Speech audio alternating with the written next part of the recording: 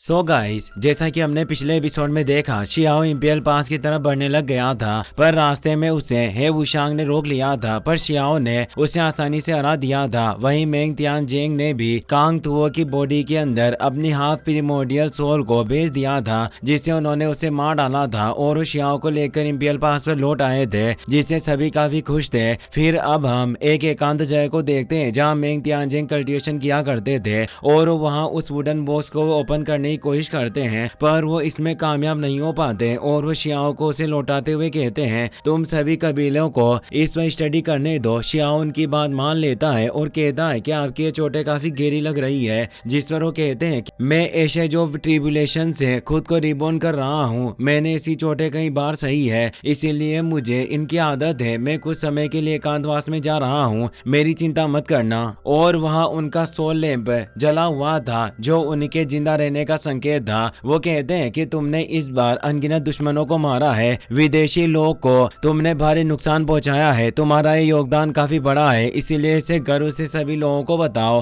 पूरे इंपियल पास को यह जानना चाहिए और अब स्टोन कबीले का वो पाप भी धुल जाना चाहिए। शियाओ उनकी बात मान लेता है और कहता है कि आप भी अपना ख्याल रखना, और वहां से चला जाता है। तभी मेंग तियानजिंग को खून की उल्टियां होने लगती है, जिससे पता चलता है कि वो बहुत ही बुरी तरह से घायल थे। वहीं हमें इंपियल पास के मार्शल एरिना का सीन दिखाया जाता है जहां पेटिशनर प्रैक्टिस कर रहे होते हैं। शियाओ भी अपने गोल्डन लायन पर बैठकर वहां जाता है और उसे कहता है, मुझे इस युद्ध का श्रेय लेना होगा ताकि मेरे कबीले को माफी मिल सके और वो लोग सामान्य जिंदगी जी सके। तभी वहां काओ युशेंग उसे टपली मारते हुए कहता है, तुम इस खतरे से भी बच निकले, तुमने तो मुझे डरा ही दिया था। तभी लिटिल बनी और बाकी सभी शियाओ के दोस्त भी वहां जाते हैं। सभी वांग को देखकर काफी खुश होते हैं कि वो जिंदा लौट आया है। शियाओ के बाद शी और बाकी यंग जीनियस भी वहां जाते हैं। लिटिल बनी कहती है कि वांग हम तुम्हें बचाने के लिए बाहर आना चाहते थे और क्यू होंग ने अपना रथ भी निकाल लिया था, पर ग्रेट एल्डर ने एक झटके में ही हमें रोक लिया था। तभी वहां किंगी भी आ जाती है। वो कहती है कि तुम ठीक तो हो, मैं काफी समय से एकांत में थी, इसीलिए लगता है कि मैंने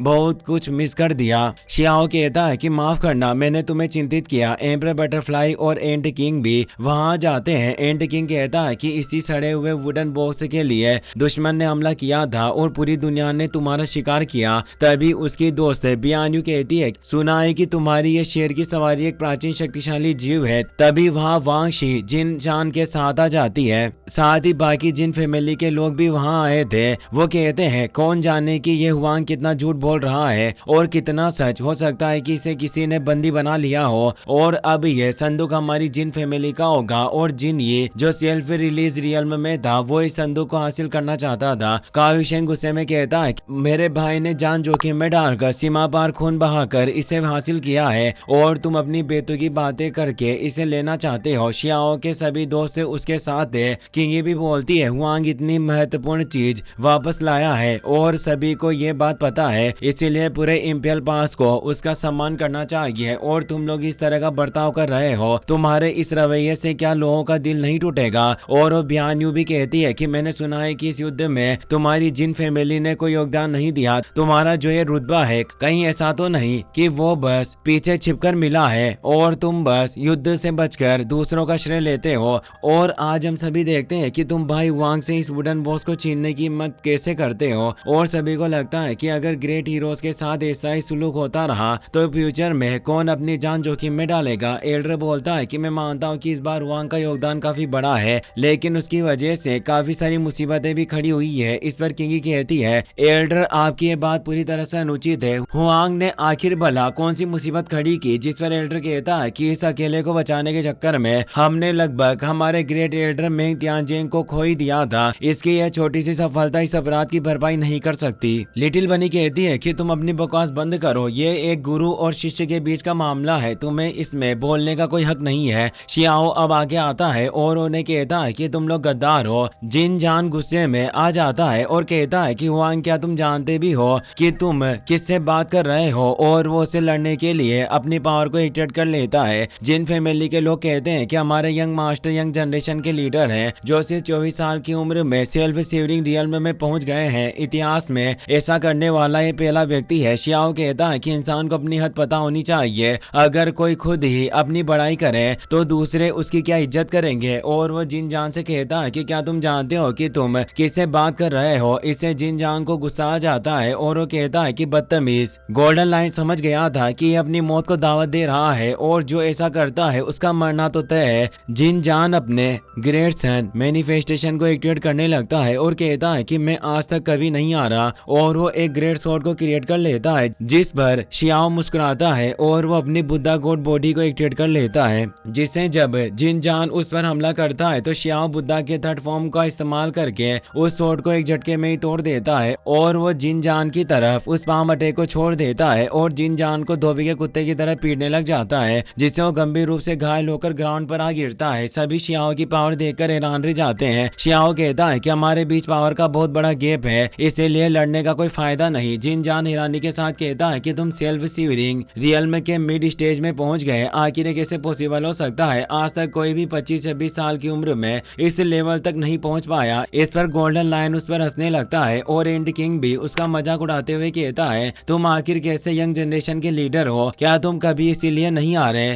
क्योंकि तुमने कभी असली लड़ाई लड़ी ही नहीं? और सभी उसका मजाक उड़ाने लग जाते हैं और बियानू कहती है कुछ लोगों की तो नजर ही खराब होती है। वांगशी जिन जान को संभालती है। जिन जान कहता है कि मैं भी हारा नहीं हूँ, मैं फिर से लड़ूंगा। फिर शियाओ अपना बैटल मेरिट टोकन दिखाता है जिसमें उसके सभी मारे गए फॉरेन वर्ल्ड के लोगों का रिकॉर्ड था, जिसे देखकर सभी हैरान हो जाते हैं और शियाओ की तारीफ करने लगते हैं। सभी की आंखें फटी की फटी रह जाती है क्योंकि उसने अब तक 9180 पावरफुल फॉरेन रियल्म के लोगों को मार दिया था, जिससे लोगों को विश्वास नहीं होता कि क्या इसने अकेले इतने लोगों को मार डाला है। पर काव्यू शेंग और उसके सभी दोस्तों को उस पर पूरा विश्वास था। वो कहता है कि अकेले आगे बढ़ना और वीरानी में ऊपर उठना, मेरे मास्टर ने शायद सही कहा था, पर जिन कबीले के लोग इस रिकॉर्ड को कैसे सच मान सकते थे? जिनकुन कहता है अगर तुम्हारे पास सच में इतनी ताकत है तो तुम्हारे वापस लौटने में इतनी देर क्यों लगी? जरूर तुम ग्रेट एल्डर के पीछे पीछे रहे होंगे और बस कुछ कमजोर दुश्मनों को मारा होगा। और दूसरे एल्डर भी कहते हैं कि अगर तुम्हें अपने शी कबीले के कलंक को धोना है तो इस तरह धोखा क्यों दे रहे हो? आज हम खुद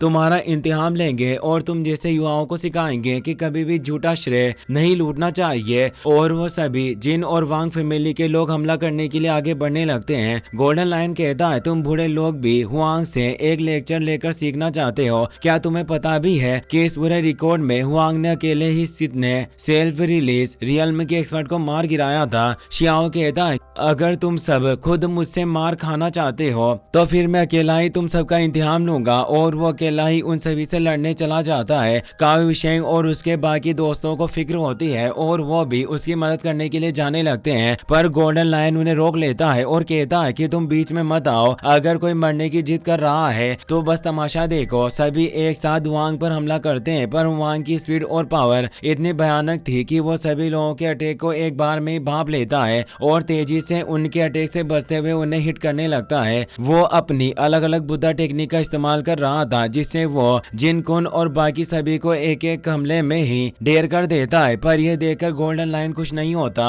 और वो कहता है तुम आखिर ऐसा कैसे कर सकते हो? मुझे मारते समय तुम इतने हिंसक थे और अब तुम अपने इन लोगों पर इतने नरम क्यों हो रहे हो? शियाओ से पीटते हुए कहता है इंपियल पास अभी खतरे में है, इसीलिए मैं खुद को रोक रहा हूँ ताकि हमारे पक्ष की ताकत कम ना हो। अगर तुम्हें सच में बैटल मेरिट की इतनी परवाह है तो खुद युद्ध के मैदान में जाओ और अपनी ताकत को साबित करो। जिनकुन अभी भी चुप नहीं बैठता और वापस से हमला करने लगता है। तभी वहाँ हाई लेवल एल्डर से उस पर प्रेशर पड़ता है और आवाज आती है ये वुडन बॉक्स हुआंग ने अपनी जान पर खेलकर हासिल किया है, कोई आखिर इस पर अपना हक कैसे जता सकता है? क्या तुम्हारी जिन और वांग फैमिली को वुडन बॉक्स इतना ही प्यारा है जिस पर जिन क्लैन की कुल माता कहती है मैं बस ज्यादा ही उत्सुक हो गई थी, बेहतर हुआ कि हम मिलकर इसका अध्ययन करें। सभी पर उनका तेज प्रेशर पड़ रहा था, पर हुआंग एक मर्द की तरह अभी भी खड़ा हुआ था और वो एल्डर हुआंग को एंसेस्ट्रल एल्डर पर आमंत्रित करते हैं क्योंकि वहां पर फॉरबिडन जोन का एक एनोई भी आया हुआ था जो इस वुडन बॉस को देखना चाहता था। और ये एनोई और कोई नहीं बल्कि वही लंगड़ा बूढ़ा था जो अपने मुर्गे पर सवार होकर आया था। शियाओ जाने से पहले अपने गोल्डन लायन से कहता है तुम अब इस जिन जान से फाइट करना, अगर तुम हार गए तो आज रात हम तुम्हारा मांस खाएंगे। और वो एंसेस्ट्रल एल्डर पर चला जाता है। इसी के साथ ये एपिसोड यही खत्म हो जाता है।